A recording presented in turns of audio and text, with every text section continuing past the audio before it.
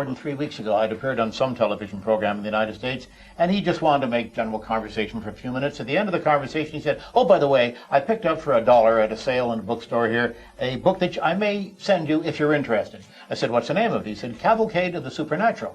I lit up on my end of the phone, and I said, "A pale blue cover on it?" Yes. Do you know the book?" I said, "Yes. A copy was stolen from me many years ago, over 20 years ago, in New York." And he said, "I'll be glad to send this to you. There's no name in it." Tell me. He put it in the mail, and wasn't it the same copy? When it was a $20 copy. And they charged you $500. There were my notes on the inside. It was the same original copy. Now, it's a miracle. my answer to that is, people say, miracles. "How do you explain that?" I say, if coincidences like that didn't happen, now that would be remarkable. And I take up on programs like this, David then said, there'll be a because I millennium think and we're kind of, this freak show has been a bit sort of, it's drawn us down the wrong path. And he said a bit ago, he said, the anomaly doesn't bother us, and then he went on to do his coincidence bit.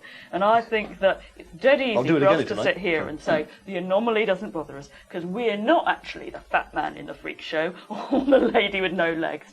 And I think there's a way in which we all looked at that programme thinking that, okay, freaks, how nice, here we got freaks, not being hidden away, but actually exposing themselves, getting a lot of money for it, great.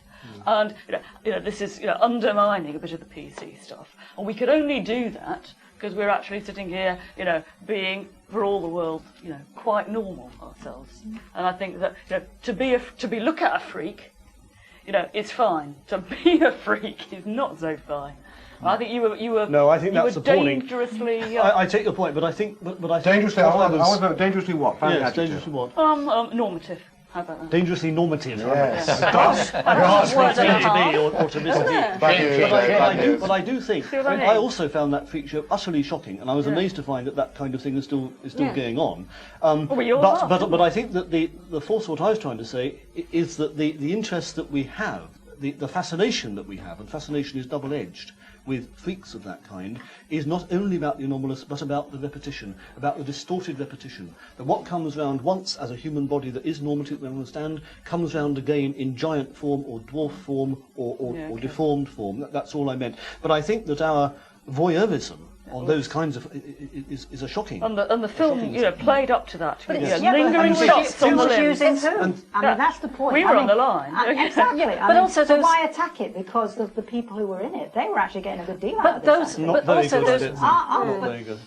Well, I've worked with freaks in a carnival many years ago when I was 17, 18 years of age. And I can tell you one thing. You develop, when you work with them, side by side with them, you develop an enormous amount of respect for them because you realize here's someone with a defect, if you can put it that way, that I have not suffered and that most people never will suffer or can't anticipate. And look what they are doing with their lives. Yeah. They are learning to sing and play the piano and whatever, aside from going out and exhibiting themselves. Yeah. It comes back again, the freak is a symbol for the unknown or even the unknowable. That's the threatening aspect of it.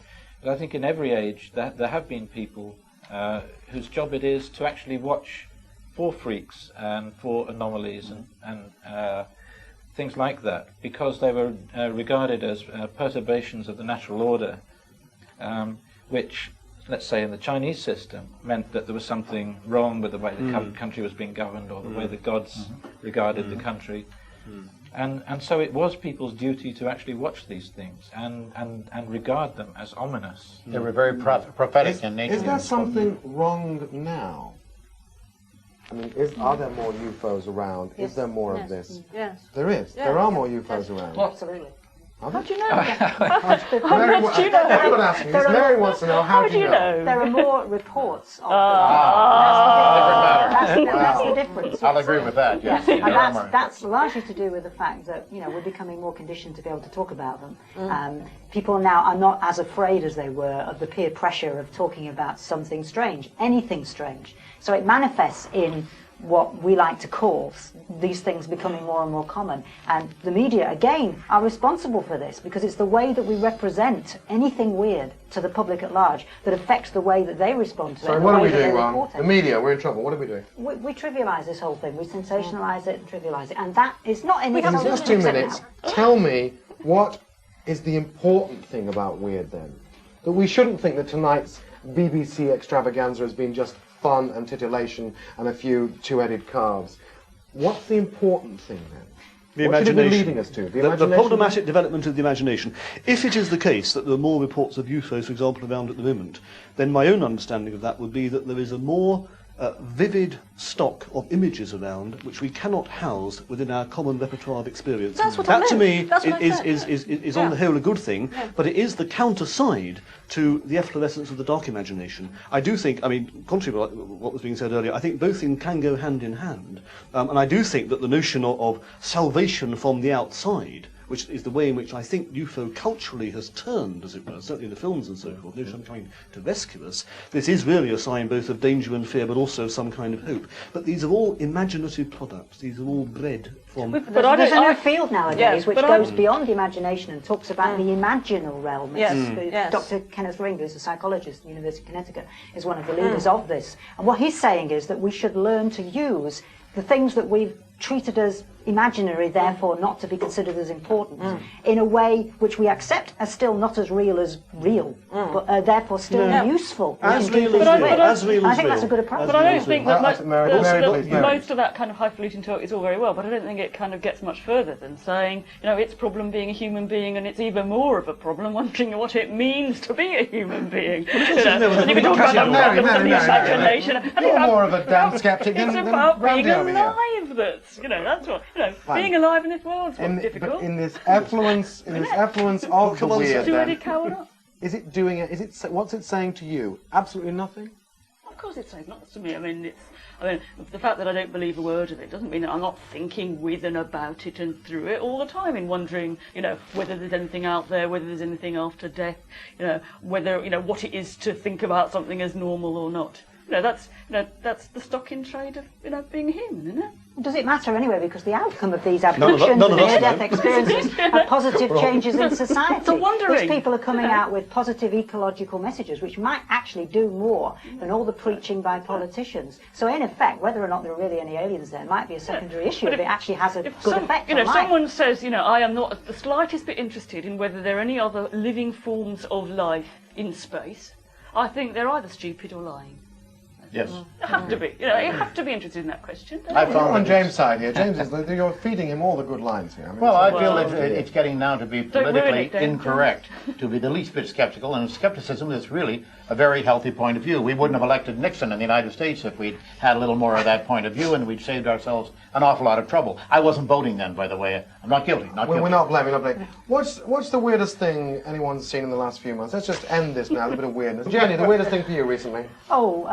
I think that the way in which I'm getting many calls from people who are now not going to psychiatrists anymore. They're actually going to researchers of strange things and believing that they can solve all their problems. I think that's worrying. Psychiatrists are weird. Let's admit that. True. Fine. Dave, something weird. Anything weird from in your world?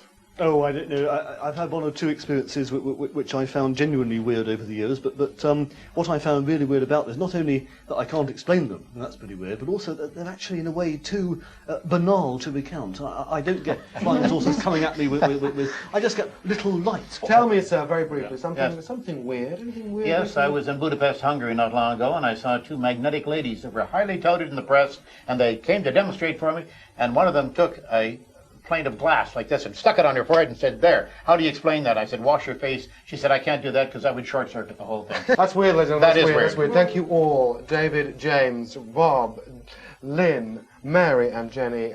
It's been weird. From the auditorium, a very good night. Enjoy the rest of the evening. A very good night.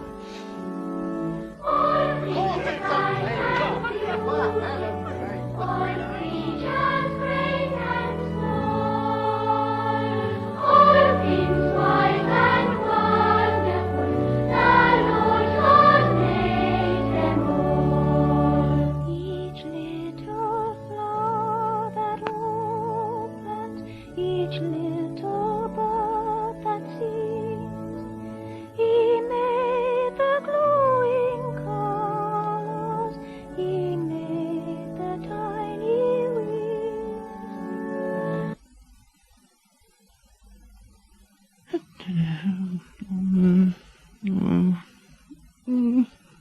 A bit weird. This is Weird Night.